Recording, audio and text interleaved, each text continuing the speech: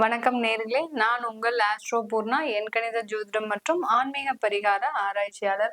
இன்னைக்கு நம்ம பாத்தீங்கன்னா 2025க்கு உண்டான பலன்கள்ல ஒரு சிறப்பு பலனாக, அதாவது 2025ல தொழில் செய்யறவங்களுக்கும், அடுத்து பாத்தீங்கன்னா உங்களுடைய வேலை சம்பந்தமான சில பிரச்சனைகள் யாருக்காவது வருது அந்த 2025ல. ஏன்னா நிறைய ராசி அன்பர்கள் நிறைய பேர் வேலையை விட்டுருப்பீங்க, வேலை கிடைக்காமலேயே இருக்கும். அந்த வேலை கிடைத்தாலும் அதுல ஒரு திருப்தியின்மை இருக்கும். இந்த மாதிரி எல்லாம் இருக்கும். தொழில் சம்பந்தமான சில விஷயங்கள் உங்களுக்கு தாமதமாக நடைபெறக்கூடிய ஒரு நேரங்கள்லாம் அவரவர்களுடைய தசாபுத்திப்படி சாதகமாக இருக்கும். அந்த மாதிரியான சில பிரச்சனைகள் வரும்போது நமக்கு ஒரு உடனடி தீர்வாக எந்த மாதிரி நம்ம சில விஷயங்களை செய்தால், எந்த கோயிலுக்கு சென்று நம்ம வழிபாடு செஞ்சா நமக்கு உடனடி தீர்வுன்றது கிடைக்கும். அதாவது இன்ஸ்டண்டா நமக்கு இன்னைக்கு ஏதாவது ஒரு பிரச்சனை வருது. ஏன்னா எல்லா ராசி என்பர்களுக்குமே புதுவிதமான ஒரு பிரச்சனைகள் எப்பவாவது வந்துகிட்டே இருக்கு. அந்த மாதிரியான பிரச்சனைகளுக்கு ஒரு இன்ஸ்டண்டா ஒரு நிவர்த்தி கிடைக்கிறதுக்கு நம்ம எந்த கோயிலுக்கு போகணும், எந்த தெய்வத்தை வழிபாடு பண்ணணும் அப்படின்றத நம்ம இந்த பதிவுல பாக்குறோம். அதே சமயம் கோயிலுக்கு போக முடியவங்க போகிறாங்க, இல்ல எங்களால வீட்டுல செய்யணும், என்ன மாதிரியான ஒரு வழிபாடு முறைகளை, நாங்க கடன் அதிகமா வச்சிருக்கிறோம், எங்களுக்கு கடனுடைய பிரஷர் அதிகமாக இருக்கு, அதுல இருந்தெல்லாம் நாங்க இன்ஸ்டண்டா நிவர்த்தி ஆகுவதற்கு எந்த மாதிரியான ஒரு தெய்வத்தை வீட்டுல வச்சு பூஜிக்கணும் அப்படின்ற ஒரு விஷயங்களை நம்ம இந்த பதிவுல பார்க்க போறோம். ஒவ்வொரு ராசி என்பர்களுக்கும் ஒரு ஷார்ட்டா என்ன தொழில்ல எந்த மாதிரி பிரச்சனை இருந்தா நீங்க இந்த மாதிரி பண்ணிக்கலாம் அப்படின்றத ஒரு ஷார்ட்டா நம்ம பார்க்க போறோம். அதுதான் இந்த பதிவுல ஒரு சிறப்பு பதிவாக. இது உங்களுடைய ஃப்ரெண்ட்ஸ் அண்ட் ரிலேட்டிவ்ஸ்க்கு ஷேர் பண்ணுங்க. ஏன்னா அவங்க அதே ராசி என்பர்களா இருக்கும்போது அவங்களுக்கு தேவையான தகவல்கள் இந்த பதிவுல கண்டிப்பாக இருக்கும். இதை செய்தீங்கன்னா கண்டிப்பாக உங்களுக்கு எல்லாம் அந்த 2025ல என்ன பிரச்சனைகள் வந்தாலும் தன்னம்பிக்கையோடு பயணிக்கக்கூடிய ஒரு மன தைரியம் உங்களுக்கு இந்த எல்லா ராசி என்பவர்களுக்கும் கிடைக்கும். இந்த சேனலை முதன்முறையா பாக்குறீங்கன்னா சப்ஸ்கிரைப் பண்ணிக்கோங்க. பெல் பட்டன்ல ஆல் ஆப்ஷன் சூஸ் பண்ணீங்கன்னா உங்களுக்கு அடுத்தடுத்து என்னுடைய பதிவுகள் நோட்டிபிகேஷனா வந்திருக்கும். எல்லோருக்கும் இனிய புத்தாண்டு நல்வாழ்த்துக்கள்.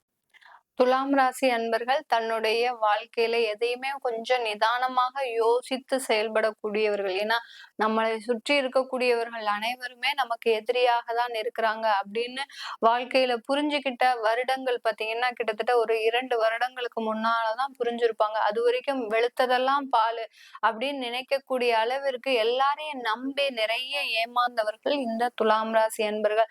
தன்னை சார்ந்து இருப்பவர்களை கூட அவர்களை ஏமாற்றும் அளவிற்கு இந்த துலாம் ராசி அன்பர்களுக்கு மிகுந்த ஒரு மன வருத்தத்துல இருக்கிறீங்க. இந்த 2025லயாவது சில தொழில் ரீதியாக, அடுத்து பாத்தீங்கன்னா வேலை ரீதியாக சில தொந்தரவுகள் மாறுவதற்கு. ஏன்னா துலாம் ராசி அன்பர்கள் எப்போதுமே ஒரு நிரந்தர வேலையில இருக்க முடியாத ஒரு ஸ்டேஜ் இருந்துகிட்டே இருக்கு.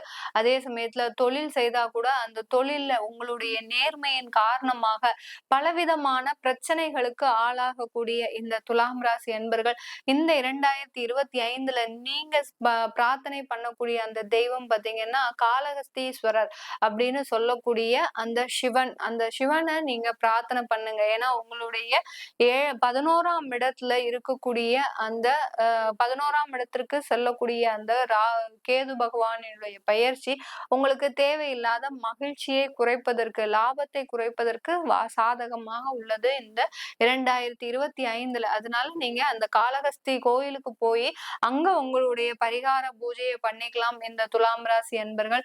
அடுத்து நீங்க செல்ல வேண்டிய கோயில் அப்படின்னு பாத்தீங்கன்னா உள்ளூர்ல இருக்கக்கூடிய காவல் தெய்வங்களை அதிகமா வழிபாடு பண்ணுங்க. எந்த அளவுக்கு நீங்க காவல் தெய்வங்களை வழிபாடு பண்றீங்களோ அந்த அளவுக்கு உங்களுக்கு ஒரு பெரிய ஒரு எனர்ஜி கிடைக்கும். காவல் தெய்வங்கள் இருக்கும்போது அவங்கவுங்க ஊர்ல இருக்கக்கூடிய காவல் தெய்வம் கருப்பசாமி, சுடலை மாடசாமி, முனியாண்டி, இந்த மாதிரியான ஒரு காவல் தெய்வங்கள் அவங்கவுங்க குல விளக்கப்படியும், அதாவது அவங்கவுங்க ஊர்படியும் இருக்கும். அது அம்மனாக இருந்தாலும் சரி, ஆண் தெய்வமாக இருந்தாலும் சரி, எந்த தெய்வமாக இருந்தாலும் அந்த காவல் தெய்வங்களை இந்த 2025ல இந்த வாட்டி இந்த 2025ல ஏதாவது ஒரு விஷயம் செய்ய போறீங்க அப்படின்னா முதல் நாளே போய் அந்த ஊர்ல இருக்கக்கூடிய காவல் தெய்வத்திட்ட ஒரு பிரார்த்தனையை வச்சுட்டு வந்துருங்க. இந்த மாதிரி எனக்கு அந்த வேலை சக்சஸ்ஃபுல்லா முடியணும் அப்படின்ற ஒரு மாதிரியான ஒரு பிரார்த்தனையை வச்சீங்கன்னா கண்டிப்பாக உங்களுக்கு ஒரு 100% வெற்றி இந்த துலாம் ராசி அன்பர்களுக்கு இருக்கும். அதுக்கப்புறம் நீங்க வீட்டுல செய்ய வேண்டிய சில தெய்வ வழிபாடு பாத்தீங்கன்னா அழகுக்கு உகந்ததே அந்த பாலமுருகன் தான். அந்த பாலமுருகனுக்கு உண்டான அந்த சில ஸ்லோகங்களை செய்து, இல்ல நீங்க இந்த முருகனுக்கு உண்டான அந்த கந்த சஷ்டி கவசமோ, இல்ல முருகன் கவசம் எது வேணாலும் சொல்லிக்கலாம். ஒரு 11 போற்றி அந்த இது மாத்திரம் கூட சொன்னாலே போதும்.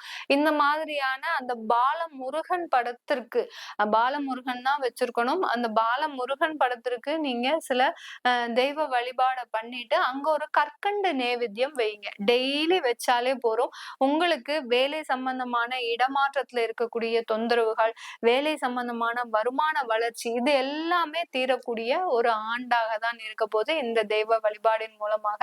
இந்த தெய்வமாகப்பட்டது இந்த துலாம் ராசி என்பர்களுக்கு அதிகப்படியான ஒரு வளர்ச்சியை கொடுப்பதற்கு நாமும் மனதார பிரார்த்தனை செய்வோம்.